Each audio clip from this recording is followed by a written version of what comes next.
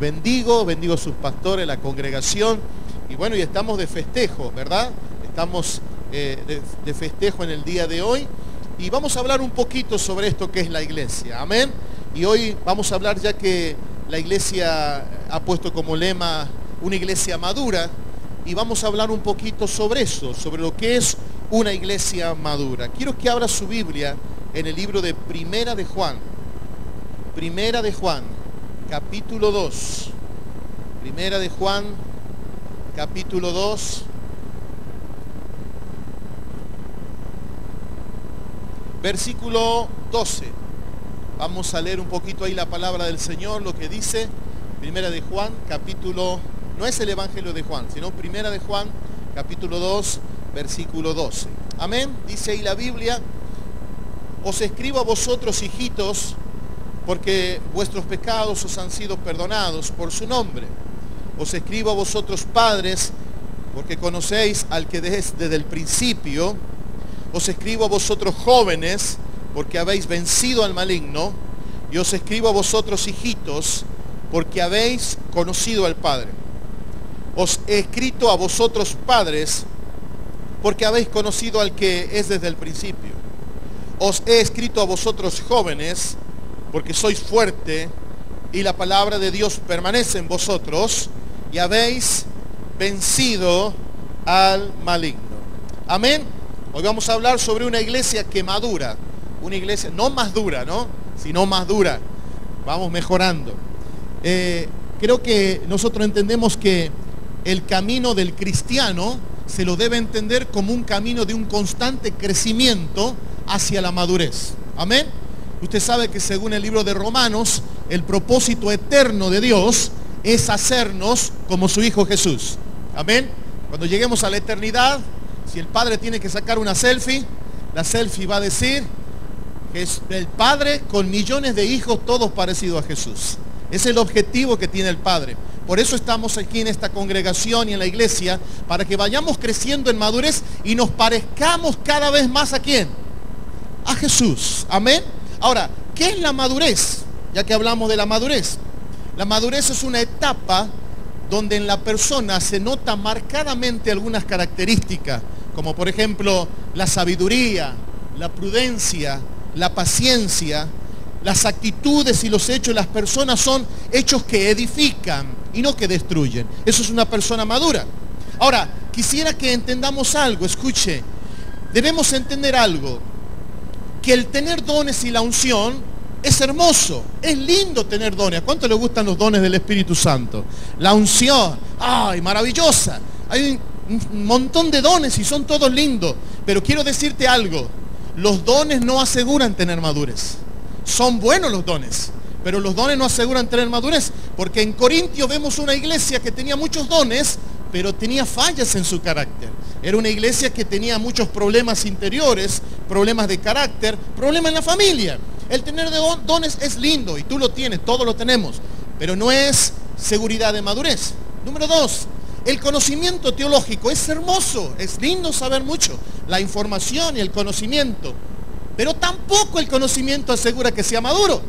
Si no, ve a los fariseos que sabían la ley de memoria, y cuando le preguntó a Herodes, ¿dónde van a ser el Mesías? Miqueas 5:2, en Belén. No hubo necesidad de ir a la Escritura, la tenían en su mente, pero no tenían madurez en sus actitudes. El tener un testimonio del obrar de Dios es maravilloso. Cada uno de los que están acá tienen algo que decirle al mundo, ¿verdad? Dios hizo esto en mi vida, Dios hizo aquello. Mire, Dios a mí me salvó de la misma muerte en el vientre de mi madre. Yo estaba muerto y ella pactó a Dios y Dios me dio vida. Y qué hermoso cuando contamos los testimonios del obrar de Dios. Pero aún así, los testimonios del obrar tampoco aseguran madurez. Pedro vio los milagros de Jesús. Pedro hizo milagros aún con su propia sombra. Pero sin embargo, cuando en Gálatas Pablo escribe que lo reprendió, porque cuando estaba con los gentiles se hacía uno, y cuando venían los judaizantes se apartaba. ¿Qué le faltaba a Pedro en ese momento, a pesar de los testimonios que tenía? Madurez. El tener muchas virtudes y capacidades naturales o incorporadas es bueno, pero tampoco asegura madurez. Si no, mire el ejemplo de Saulo. El Saulo que fue criado a los pies de Gamaliel, un hombre con mucho conocimiento, con mucha habilidad, un hombre como sería hoy un candidato a cualquier puesto de gobierno, sin embargo era inmaduro en muchas de sus actitudes. Ahora, ¿qué es la madurez entonces? ¿A qué vamos a hablar hoy? Escuche bien, la madurez es el resultado de un camino recorrido. Amén. La madurez es fruto de procesos donde el Espíritu Santo va produciendo frutos espirituales y permanentes en mi carácter y en mi interior. Eso es madurez. Es el resultado del camino recorrido y de procesos donde el Espíritu Santo fue trabajando en nosotros para producir frutos permanentes en nuestro carácter. Por eso nadie madura de la noche a la mañana. Hay un camino, hay una madurez que va gradualmente creciendo en nosotros. Amén. Así también le quiero decir que la madurez es una opción. Es una decisión que yo tomo delante de las cosas. Usted ha visto que hay gente que tiene 80 años de edad, pero interiormente parece un chiquito de 14 años. Y hay gente que tiene 18 y es madura como una de 80. ¿Por qué? Porque ante las cosas de la vida decidió madurar. Y hay otra gente que ante las cosas de la vida decidió cerrarse y no crecer más. Por eso digo que es una decisión. La madurez es un proceso que dura toda la vida. No es una carrera de 100 metros, es una maratón de resistencia. Toda la vida, toda la vida, toda la vida. ¿Y cuántos creen que encontrar una persona madura es una gran bendición? Tener una persona madura en un trabajo, tener una persona madura en la iglesia, tener una persona madura en un ministerio es tener respuesta, no problemas. Tener una persona madura es tener a alguien que se va a ubicar bien en los problemas. Es tener a alguien que va a ser ayuda y no va a ser carga. Encontrar una persona madura es encontrar a alguien que cuando las cosas se pongan difíciles, él sabe dónde ubicarse para hacer ayuda. Y eso es lo que Dios quiere en nosotros, es lo que hizo Jesús. ¿Sabe que la diferencia entre una persona madura y una persona inmadura es la misma diferencia que hay entre un termómetro y un termostato? ¿Sabe que se parecen pero no son lo mismo? Una cosa es el termómetro, otra cosa es el termostato. El termómetro es un aparato para medir ¿qué cosa? La temperatura. Cuando estamos con fiebre, ¿qué nos pone la mamá ahí abajo? Ay, tiene 40. Ya cuando llega a 40 está complicada la cosa, ¿verdad? 37, 38. Y mide la temperatura, pero no hace más nada que eso. Sin embargo, el termostato es algo que cuando la temperatura de un aparato va aumentando y se vuelve peligrosa, activa un sistema de enfriamiento para que la temperatura no destruya el aparato. No sé si se me entiende. No solamente registra la temperatura, sino que opera bajándola. Esa es la misma diferencia que hay entre un termómetro y un termostato. Es la misma que hay entre una persona madura y una persona inmadura. Un termómetro cambia con la circunstancia, sube la temperatura, pero el termostato cambia a la circunstancia, la regula. Mira lo que tiene la par, decirle, cara, ¿de qué tenemos? Termómetro, termostato. ¿Ah? Hay gente que solo mide la temperatura, hay que hacer esto, hay que hacer aquello, pero no hace nada. Hay otra gente que no solo sabe lo que hay que hacer, sino lo hace y es respuesta, ayuda, administración y sostenimiento al que necesita. Esa es una persona madura. Aleluya, dale un aplauso al Señor. Gloria a Dios. Termómetro o termostato. El termómetro solo mide la temperatura, pero no hace más nada. El termostato, cuando la temperatura llega a cierto nivel, activa un sistema de enfriamiento que hace que baje la temperatura para que no destruya el aparato. Una persona madura en una iglesia es muy importante. ¿Sabe por qué? Porque la mayoría de los conflictos que hay en las iglesias, porque en las iglesias también hay conflicto a veces, ¿verdad? Pero allá en Concepción, acá no debe haber ninguno. Los hermanos se aman, se invitan a comer, se pagan las deudas, la luz. ¿Ah? Así, ¿verdad?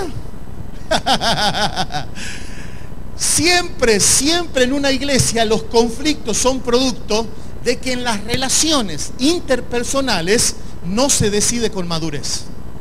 No hay madurez en las decisiones. Se relacionan, pero de una forma inmadura. Entonces nosotros tenemos que entender que la madurez, escuche bien, nos lleva a crecer en 3 direcciones. La primera dirección que nos lleva a crecer la madurez es hacia arriba. ¿De qué manera? Creciendo para llegar a la estatura de Cristo. El que es maduro crece hacia arriba primero. ¿De qué manera? Queriendo ser como Jesús, imitando en su carácter, teniendo el fruto del Espíritu. El crecimiento hacia arriba es el crecimiento en relación a la persona de Jesús. Por eso nosotros tenemos que cada año tener los rasgos de Cristo en nuestra actitud, en nuestro hecho, en nuestro fruto. Tenemos que crecer más hacia arriba, cada día más parecido. A mí me sorprende las palabras del apóstol Pablo, cuando dice, amados, imítenme a mí. ¿Quién se anima a decir eso? Es como diciendo, si te queda lejos Jesús, imítame a mí, porque yo hago todo lo que hace Jesús. Nosotros hacemos la típica, no me mire a mí, mire al Señor. Para tapar nuestros errores porque no estamos reflejando el carácter de Cristo. No me mire a mí, yo soy un hombre con falta. Es verdad, pero también tiene que ver la gente rasgo de aquel de quien le estás hablando. Tiene que ver rasgo de aquel al que tú le estás diciendo que es la salida. Tiene que ver rasgo de amor, rasgo de misericordia, rasgo de sabiduría, rasgo de instrucción, para que sepa que ese invisible te está transformando y te estás pareciendo a aquel al cual Él te quiere llevar. Amén. Eso se llama madurez. Dale ese aplauso a Dios. Crecer hacia arriba, llegar a ser como Jesús. Ese es nuestro sueño. Número 2, debemos crecer hacia abajo. ¿Por qué debemos crecer hacia abajo? Debemos crecer hacia abajo significa echar raíces hacia las convicciones que nos van a sostener. Cuando una planta crece, primero crece hacia abajo. La raíz tiene algo que se llama geotropismo, que usted como la ponga la raíz busca el centro de la tierra. Es algo que está innato ya. Nosotros debemos crecer hacia abajo porque debemos echar raíces en nuestras convicciones, que son las que nos sostienen cuando las cosas se ponen malas. Te voy a decir una cosa. A las ideas las sostienen las personas, pero a las personas las sostienen las convicciones. Amén. Hay gente que solo sostiene ideas y se la rebaten, pero hay gente que es sostenida por una revelación, por una promesa, por una convicción. Y esas, aunque vengan matando del infierno, no lo van a doblegar, porque ha echado raíces en el basamento de la fe que es en Cristo Jesús. Amén. Míralo para el que está a la par. ¿Y vos cómo estás creciendo? Se viene la tercera, que es más peligrosa. Cuando crecemos hacia los costados. Y no estoy hablando de gordura, ¿no? Crecer hacia los costados. ¿Por qué debemos crecer hacia los costados? Debemos crecer a la altura de Jesús arriba. Debemos crecer hacia abajo, echando raíces en las convicciones. Y debemos crecer hacia los costados porque debemos crecer en amor, en paciencia, en benignidad, en bondad con los que te rodean. Crecer hacia arriba como Cristo, crecer hacia abajo en convicciones y crecer hacia los costados. Mira lo que tenés a la par, decirle, teneme paciencia. Estoy en proceso todavía. Estoy en proceso de apóstol, de profeta. Teneme paciencia. Teneme paciencia. Y el texto que hemos leído del apóstol Juan, el apóstol Juan es el discípulo del amor. ¿Sabían ustedes, no? Fue el discípulo que se cree que cuando Jesús lo llamó tenía 15 años aproximadamente. Y es el único que lo sigue a Jesús hasta la cruz. El apóstol Juan es el que recibe a su mamá como mamá. Había algo muy cercano entre Juan y Jesús, ¿verdad? Era el único que ponía la cabeza en el pecho de Jesús. Le preguntaba lo que los otros no se animaban a preguntarle. Llegó hasta la cruz y vio al Jesús de milagros, vio al Jesús sufriente y vio al Jesús resucitado. Dicen los teólogos que el emperador, cuando lo quiso matar, lo metió en agua hirviendo o aceite hervido. Y cuando lo metieron a Juan y lo sacaron, salió más lustrado y más vivo que nunca. Y como no lo podían matar, en el imperio le llamaban duro de matar, porque no lo podían matar. Lo confinaron a la isla de Patmos para que allí envejezca y allí muera. Y allí él escribe también el Apocalipsis, y en la carta que hemos leído hay algo especial en la pluma de Juan. El Evangelio de Juan muestra la divinidad de Jesús. Los 4 evangelios muestran cada evangelio un aspecto de Jesús para cierta persona. Uno diría, ¿para qué 4 si con uno estamos bien? Pero es como cuando en un accidente cada uno vio el accidente desde una esquina. Cada uno se lleva una perspectiva, una mirada, un secreto. Así Dios trabajó con la pluma de los evangelios, de los apóstoles, para extraer la mayor, ¿verdad?, secretos o perspectivas de Cristo.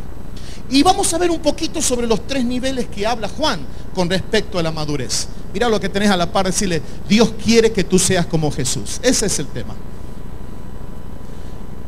Dios quiere que tú seas como Jesús. Mañana me aparecen los hermanos con una túnica blanca, así, ¿verdad? En sandalias. ¿Ah? Dios quiere transformarte. Ahora, el apóstol Juan habla de 3 niveles en los cuales vamos creciendo hacia esa madurez. Recuerde, crecer es natural, madurar es una opción. Puedes crecer en edad, pero madurar, tú decides madurar. Hay gente que no ha crecido o no ha decidido crecer. El primer nivel que habla el apóstol Juan es el nivel de niños, porque dice hijitos, hijitos. Cuando dice hijito está usando la palabra de niño. Es la etapa que nombra el apóstol, la que se llama la maravillosa niñez. Los niños son hermosos. ¿Cuántos tienen niños aquí? Levanten la mano. ¿Ah? Qué lindo los niñitos. ¿Ah? Aquí está mi sobrino que ya está a día la señora de tener. Y uno sueña, se te mueve en la panza. ¿Ah? Y ahí está. Y cuando nace, todo esto quieren agarrarlo de aquí y de allá, ¿verdad? Lo llenan de besos, lo llevan a todos lugares. Ni hablar cuando empiezas a interactuar con él y te responde, ¿verdad? Diga papá, está. Y todo.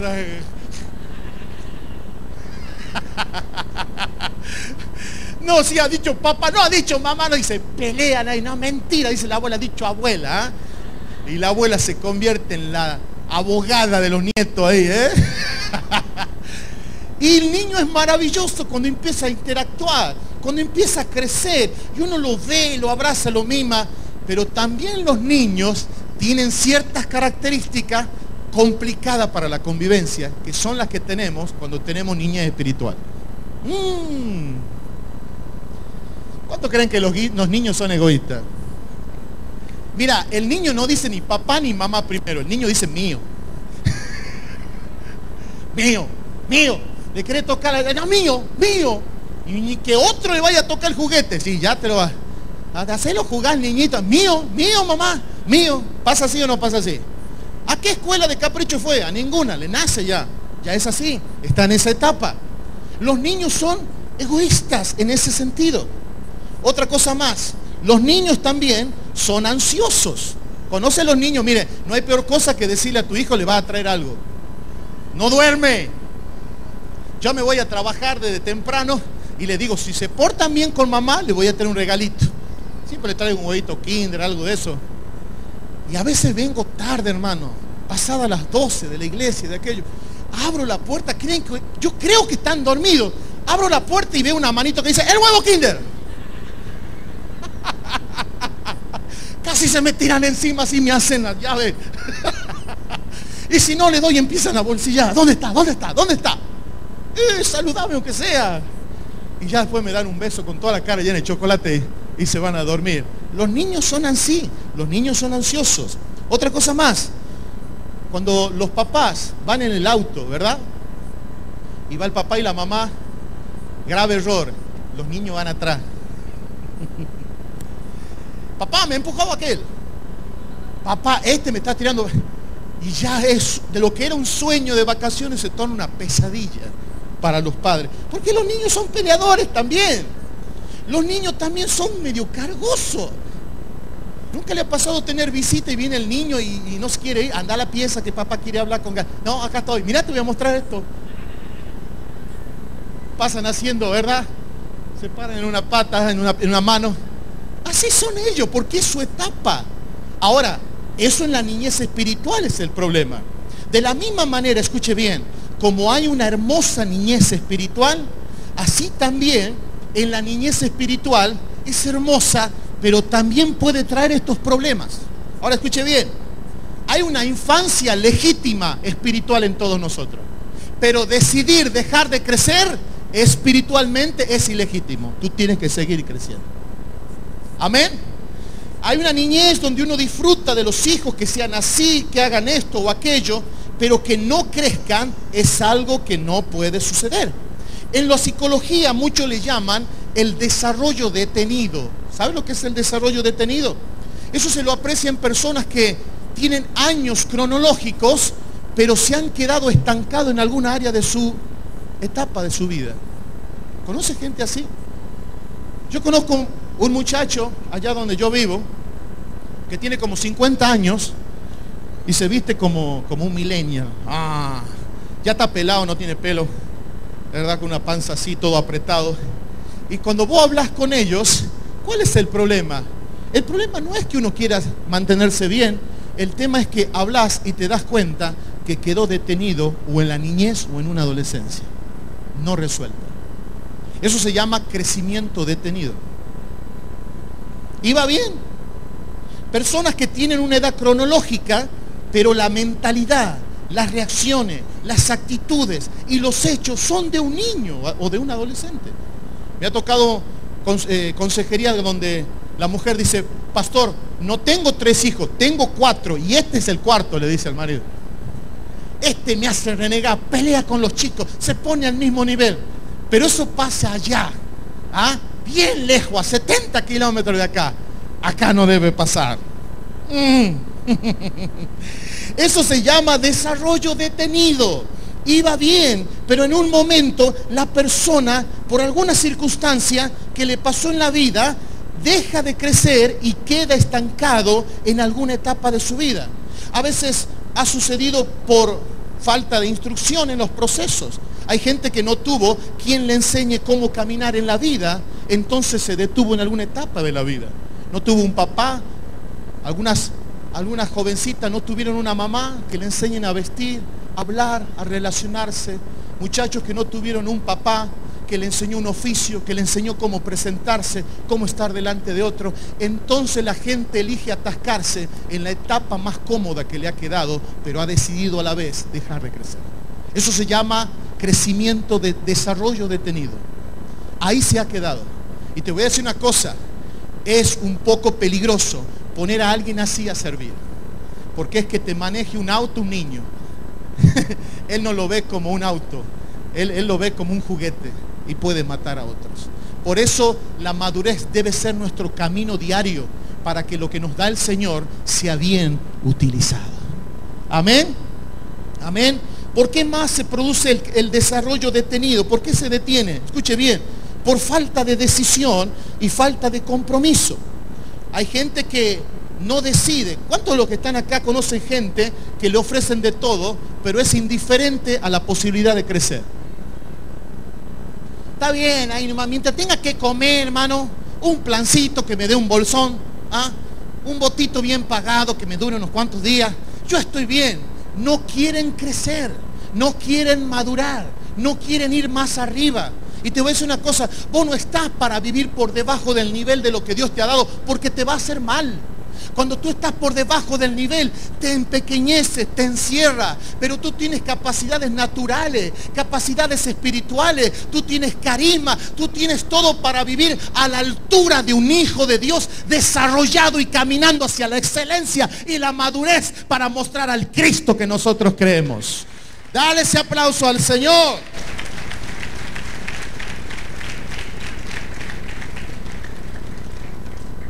Otro se detuvo el crecimiento por el miedo a lo que viene.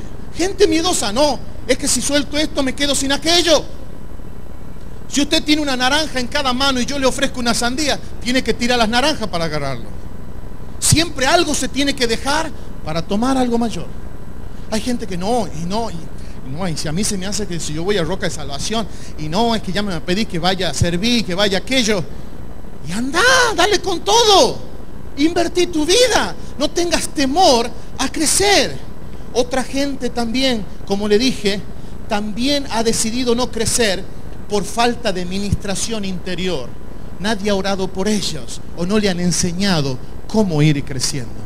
Te voy a decir una cosa, la iglesia debe ministrar integralmente a las personas, en todo aspecto, en el natural, en el espiritual, y en todos tiene que llevarlo a que crezcan, a que se desarrollen, a que cada vez sean mejores y más excelentes en lo que hacen. ¿Cuántos dicen amén? El punto número 2, el segundo nivel que habla el apóstol es el nivel de jóvenes. Primero habla de hijitos y luego dice jóvenes. La juventud es una hermosa etapa, ¿o no es así? La juventud es un divino tesoro. Yo cuando era joven, corría y no me cansaba, comía y no me engordaba, me caía y no me dolía. Cuando nos encontramos con los compañeros de la secundaria, ya no contamos hace cuántos años no nos vemos, sino hace cuántos kilos atrás. Los jóvenes espiritualmente son un poco más avanzados que los niños, pero también es una etapa. Y hay una juventud legítima, pero hay una juventud ilegítima, es quedarse ahí. Y vamos, para no tomar mucho tiempo, sé que sigue otra palabra más, al tercer nivel. El tercer nivel es el nivel de padres. El apóstol habla hijitos, el apóstol habla jóvenes y el apóstol habla a los padres. El tercer nivel de madurez es el nivel de padre. El de padre, no estoy hablando de progenitor, porque los padres son progenitores, pero no todo progenitor es padre. Tiene que ver con una cuestión formativa, no solamente de engendrar, sino de formar. Amén. El nivel de padre es una etapa de madurez ya, donde uno se va consolidando en el carácter, uno se va consolidando en la solidez, en la instrucción, en la sabiduría. Una cosa importante de un buen padre es que comprende los procesos que está viviendo él y los demás. El padre es alguien que sabe caminar cada etapa de la vida. Ese es el nivel de madurez que Dios está demandando. ¿Quién es un padre? Un padre es alguien que se ha reproducido en otra persona. Es alguien que tiene hijos espirituales y hasta nietos espirituales. Es alguien que trasciende su propia vida y sigue viviendo en otros por medio del modelo que le ha dejado, de la enseñanza que le ha enseñado, y a través de los consejos que le ha impartido, sigue viviendo en otros, aunque él se haya muerto. Sus obras siguen hablando de él. Y cuando iba caminando, a 1 kilómetro encuentro un mendigo sucio, pobre, y ella se debatía si darle o no la piedra. Él lo necesita, yo no tanto, pero es mía, pero yo lo encontré. Hasta que finalmente se acerca y le dice, mira, yo te quiero dar esto. El tipo la mira, queda sorprendido y sin mediar sale corriendo. Y la mujer sigue caminando. Y después de un tiempo regresa el hombre con la piedra. Y la mujer le dice, ¿qué le ha pasado? Y él le dice, mira, te agradezco por la piedra y sé lo que vale. Capaz que nunca más en mi vida trabaje si vendo esto. Pero ¿sabe qué? Pensándolo bien, no quiero la piedra. Quiero que me des lo que te hizo darme la piedra. El mundo se pelea por las piedras de oro, pero está necesitando que le impartamos lo que no puede darle en oro, ni la plata, ni los gobiernos, ni nada, que son las virtudes de un padre espiritual a una generación huérfana, sufrida, que vive en soledad y que necesita a Jesús a través de nosotros. Un padre, termino, es alguien que sabe guiar, tiene la palabra justa, y la palabra justa a su tiempo, cuán buena es, y entiende los tiempos de cada persona. Entiende en qué etapa estás y sabe qué pedirte y qué no pedirte. Sabe qué tiene que entregar y qué tiene que recibir. Un padre es alguien, escuche, que se ubica muy bien en el proceso. Sabe dónde tiene que estar. Eso es madurez. Podríamos seguir un montón con estas características, pero quiero decirte una cosa. Tenemos que decidir ir a ese camino. Ir al camino de madurez. No es que te va a agarrar una emoción que va a tirar, ¿verdad?, una descarga eléctrica que te va a hacer el pie. Gloria a Dios, y caemos y todas las manifestaciones son lindas. Pero yo me he dado cuenta que crecer es una decisión. Ser sano interiormente es una decisión. Cortar hábitos es una decisión. Caminar hacia lo correcto es una decisión que la respalda el Espíritu Santo. Amén. Mira lo que tiene la par y vos decidís o no decidís.